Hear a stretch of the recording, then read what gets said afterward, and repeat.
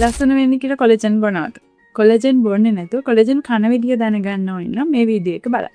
අපි මුලින්ම බලමු කොලෙජන් කියන්නේ මොකක්ද කියලා. කොලෙජන් කියන්නේ අපේ හැමේ නම්‍යශීලී බව, ශක්තිමත් බව, ඒ වගේම ඉලාස්ටිසිටි එක තියාගන්න දායක වෙන ප්‍රධානම ප්‍රෝටීන් එකක්.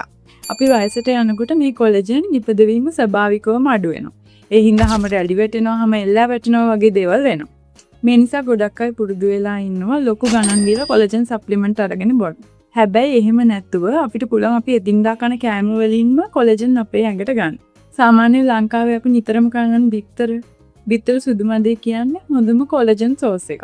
ඒ වගේම සුදු රුමු, පලා වර්ග, තව ගොඩක් ප්‍රෝටීන් බහුල ආහාර. ඒ කියන්නේ මස්, මාළු වගේ කෑම වර්ග කියන්නේ ගොඩක් කොලෙජන් තියෙන ආහාර. ඒ වගේම විටමින් C සහිත පළතුරු සහ විටමින් A සහිත එළවලු. මේවට පුළුවන් කොලෙජන් බිඳ වැටීමේ වේගය අඩු කරන්න වගේම කොලෙජන් නිපදවීමේ ක්‍රියාවලිය උත්තේජනය කරන්න. විටමින් A සහිත පළතුරු කියන්නේ සිට්‍රස් කුලේ පළතුරුනේ.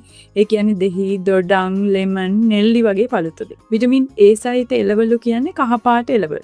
ඒ කියන්නේ කැරට්, වට්ටක්ක, බතල වගේ එළවලු. ඉතින් ඔයා හැමදාම මේ වගේ කෑම ඔයාගේ ආහාරයට එකතු කරගන්නවා නම් ඔයාට අමුතුවෙන් වෙනම කොලෙජන් සප්ලිමන්ට් ගන්න අවශ්‍යතාවයක් නැහැ.